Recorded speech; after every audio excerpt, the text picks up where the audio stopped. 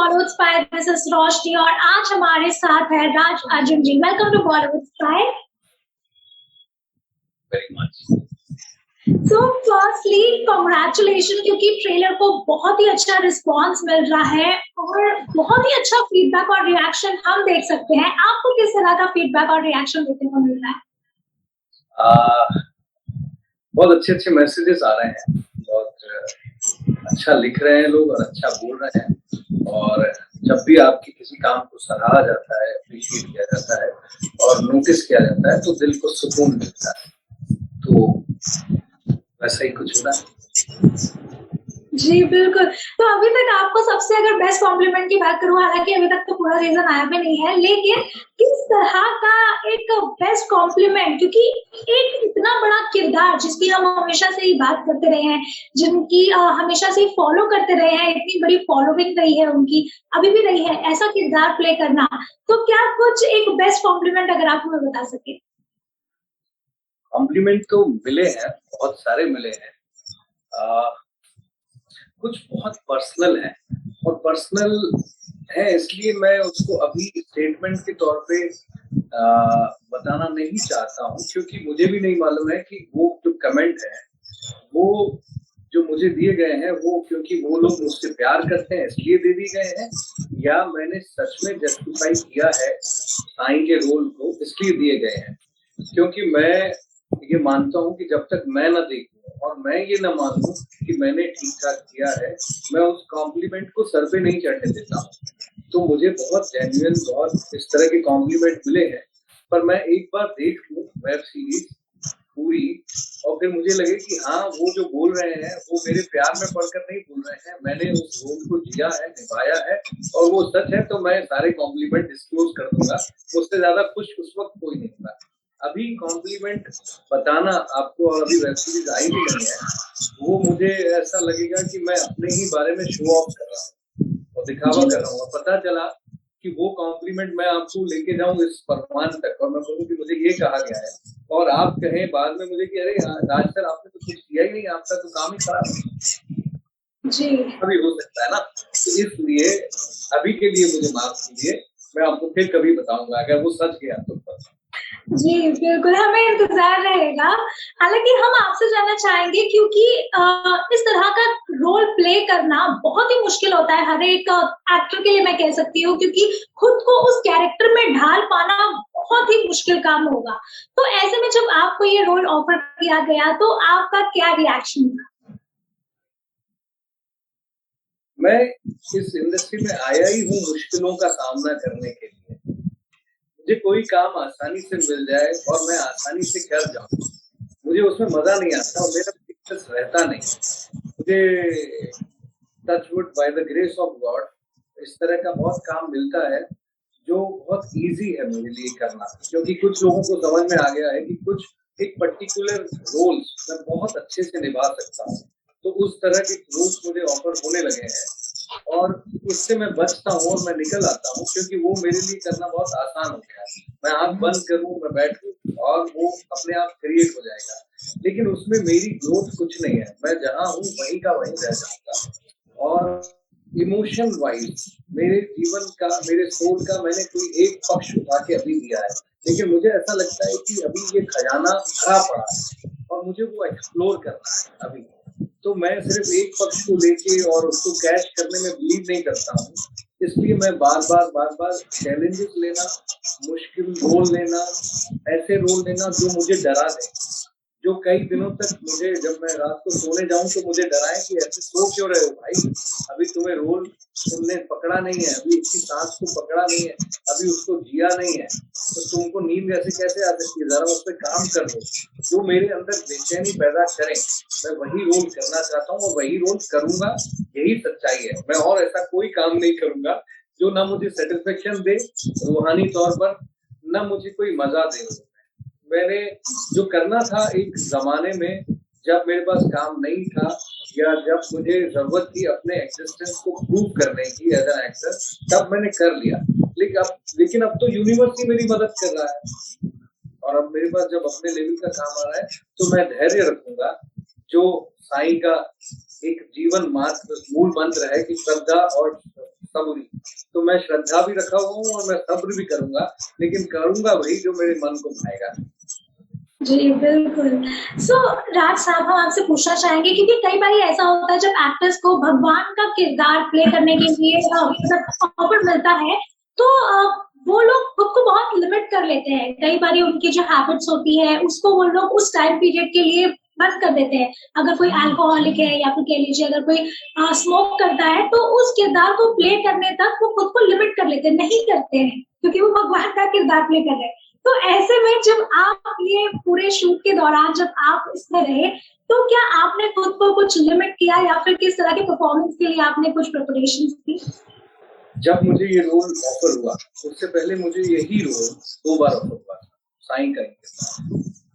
और मैंने सोचा था कि मेरे बस की नहीं है, मैं नहीं कर पाऊँगा, क्योंकि जो मेरी सोच है, जिस तरीके से मैं पला-बड़ा हूँ या जिस तरीके से मैं अभिनय को देखता हूँ या मैं महसूस करता हूँ या जैसे मैं पोर्ट्रे करना चाहता हूँ, मुझे ऐसा लगा कि वो आज़ादी मुझे नहीं मिलेगी। और दूसरी बात, हमने आज तक जब भी इस तरह के लार्जर देन लाइफ कैरेक्टर्स देखे हैं, जो जैसा कि आपने अभी बोला कि भगवान के कैरेक्टर देखे हैं, उसमें हमने बहुत कुछ ऐसा देखा है जिसमें कुछ चमत्कार होता है, जादू होता है और बहुत सारी नीड्स होती हैं, सॉरी।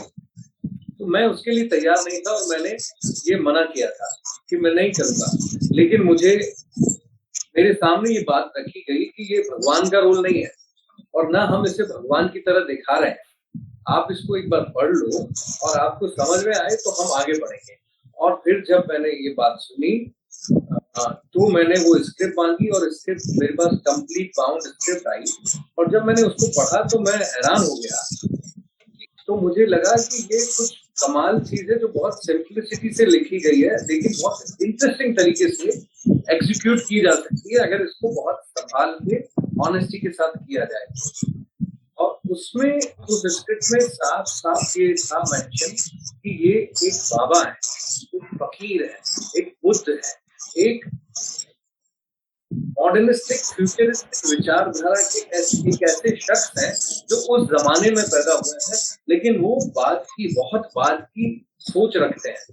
तो मैं इंतजार में था कि ऐसी कोई अपॉर्चुनिटी मुझे मिले जो मेरे रोम में रोंगटे खड़े कर दे और मेरे अंदर जो एक दूसरा पक्ष है जिसकी मैं अभी बात कर रहा था, उसको बाहर निकाल कर आए, क्योंकि मैंने एक पक्ष को जी लिया था। अभी मेरे अंदर क्या छुपा है मुझे मालूम नहीं। बहुत सारी चीजें जब तक मुझे कोई नया चैलेंजिंग रोल मिलेगा एग्जीक्यूट करने के लिए, तब तक वो कहीं से निकल कर आएगा। तो फिलहाल मुझे ये मिला और मुझे वो पढ़ते महसूस हो गया कि ये मैं हूँ और यही मैं ही कर पाऊंगा, मुझसे बेहतर शायद ही कोई कर पाएगा। ये ओवर कॉन्फिडेंस नहीं है, लेकिन हम कभी कभी कनेक्ट कर जाते हैं चीजों से। जैसे मैंने मेरी पिछली फिल्म के दौरान भी ये कहा है कि सुपरस्टार के दौरान भी मैंने यही कहा था कि मुझसे बेहतर क्यों नहीं कर सकता, क्योंकि कुछ रोल्स में हम जुड़ जाते हैं। तो अच्छी स्क्रिप्ट का मजा ही ये है कि वही आधा काम कर देती है। और यहाँ पे यही हुआ कि मुझे स्क्रिप्ट मिली और मुझे लगा ये बहुत अच्छे से संभल के रिसर्च के साथ लिखी गई है और इसको अगर अच्छे से जी लिया जाए तो ये सच है। तो वो चैलेंज मैंने लिया और उसको बहुत मेहनत की शिद्दत के सामने मैंने ऑनेस्टी के साथ करने की कोशिश की। अब आप बताएंगे बाद में देखने के बाद कि कैसा लगता है।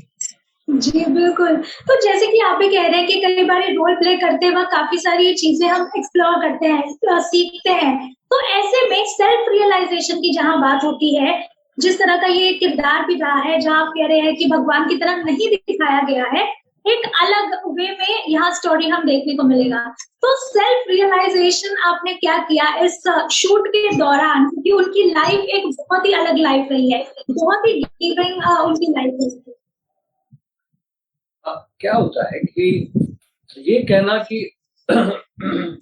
हम किसी एक चीज को देखकर सडनली कुछ सीख जाते हैं, ये थोड़ा सा ज्यादा होता है कि मैं कोई एक प्रोजेक्ट देख के कुछ मेरा जीवन परिवर्तित हो जाए और मैंने कुछ सीख लिया, ये कम होता है। लेकिन किसी एक चीज को देख के मुझ पर उसका असर हो सकता है।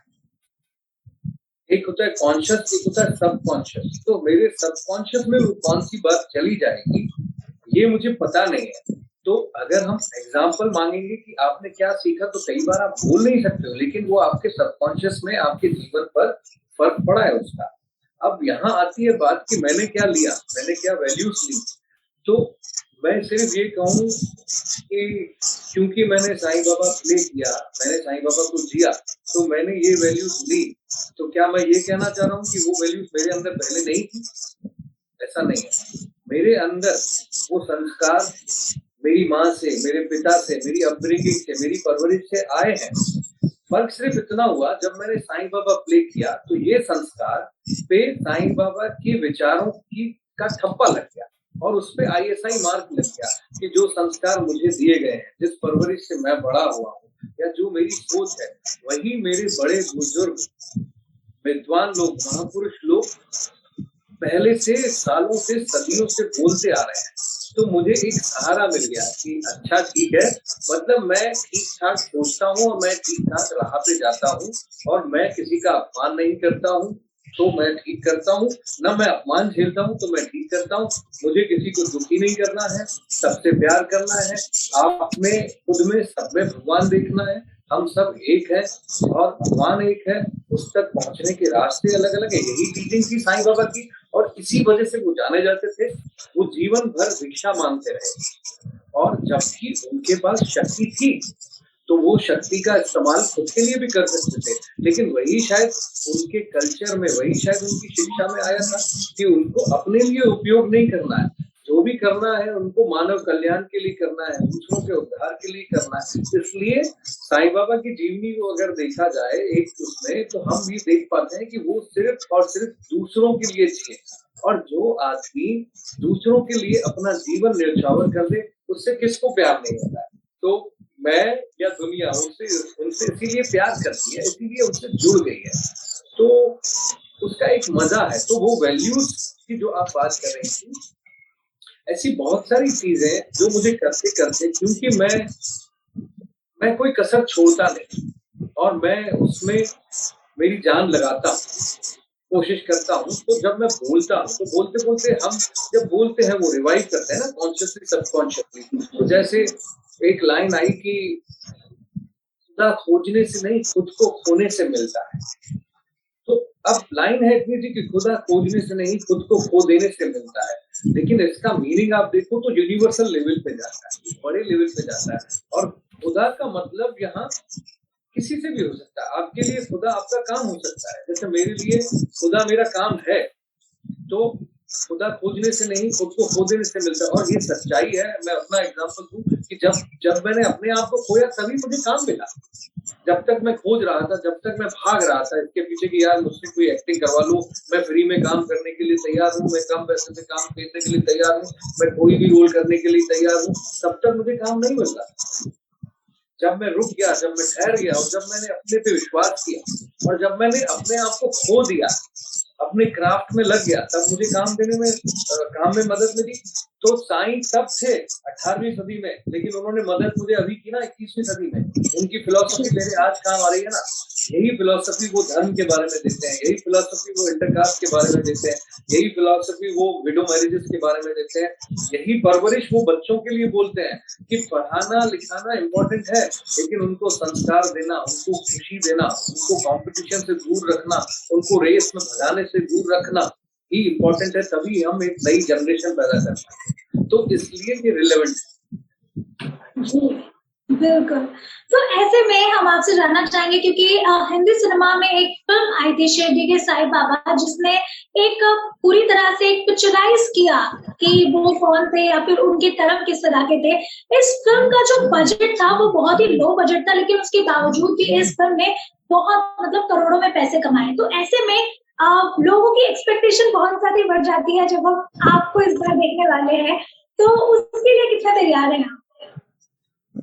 जो फिल्म मैं आपको ये बताऊं कि साईं बाबा एक ऐसी छाया है, एक ऐसा रूप है कि उनका नाम अपने आप में एक सद्भाव ले आता है।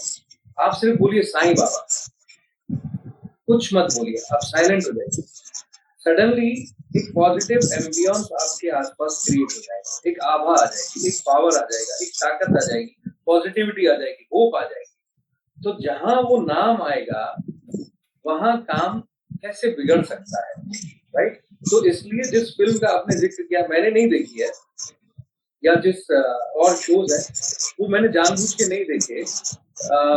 मैंने एक एक झलक, एक एक मिनट की एक एक झलक देखी कि उन्होंने कैसे प्ले किया। फिर मुझे लगा कहीं मैं प्रभावित ना हो जाऊं, और मुझे लगा कि मेरा साईं तो मेरे अंदर से निकलेगा ना, मैं कहाँ से लाऊंगा, दूसरे से कहाँ से लाऊंगा? और साईं कोई जीवित व्यक्ति भी नहीं है ना मेरे सामने कि जिनको मैं ऑब्जर्व कर लूं।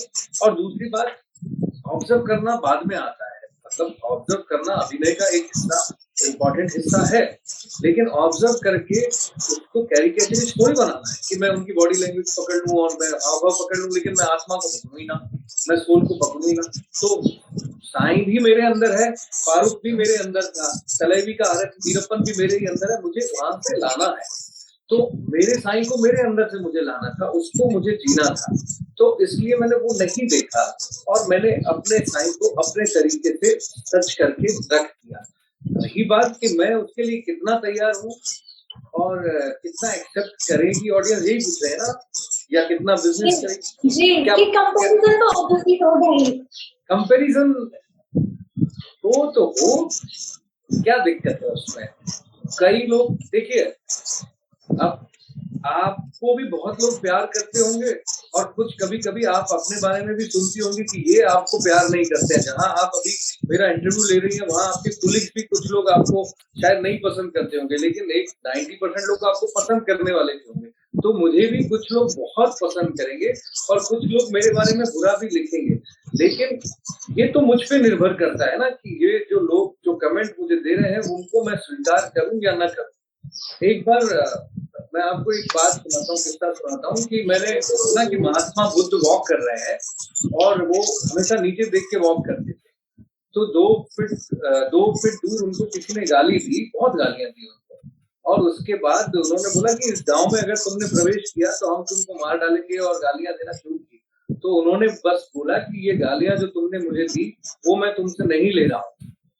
तो वो हक्का बक्का रह गया, और वो उनके पैरों में गिर पड़ा, क्योंकि पिछले गांव में उनको मिठाई का एक बहुत बड़ा वो दिया गया था, वो भी उन्होंने नहीं लिया था, ये गालियां भी नहीं ली थी। तो मुझे आप सराहोगे तो वो मैं नतमस्तक होके ले लूंगा, लेकिन वो मैं सर पे चढ़ के उसको घुमाऊंगा नहीं कि अब मैं कुछ ऐसा हो गया, मैंने कुछ ऐसा कुछ काम नहीं कर दिया जो वो नहीं। ये मेरा काम है, ये मेरा धर्म है, मैं इसी के लिए ही तो आया हूँ। तो उसकी क्या मैं क्रेडिट, तो एप्रिशिएट करो तो भी सराखों पे, बुराई करो तो मैं उसमें से कुछ ढूंढ लूंगा, और मैं तैयार हो जाऊंगा और अच्छा करने के लिए, ताकि अगली बार मेरी बुराइयां थोड़ी सी कम हो।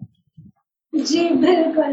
थैंक यू सो मच हमारे साथ बॉलीवुड स्पाई में जुड़ने के लिए, बहुत ही अच्छा लगा आपसे बात करके। हमारी पूरी टीम की तरफ से आपको बहुत सारी शुभकामनाएं। ऑल्दो अगर आप हमारे व्यूअर्स को बता सके कि वो सबका साई कब, कहाँ और कैसे देख सकते हैं? सबका साई MX प्लेयर पे आएगा, और 26 को आएगा, और उसका एक टीजर, एक बहुत रूहानी गाना और ट्रेलर आप कभी भी कहीं भी देख सकते हैं, वो चारों तरफ छाया हुआ है। बात सिर्फ जो है वो आपके दिल की आवाज की है, आपके दिल से आवाज आए और रास्ता ढूंढ लीजिए, वो तो साई सब तरफ फैले हुए हैं आपके लिए। Thank you so much for your time. It was having a lovely conversation. Thank you very much. Thank you.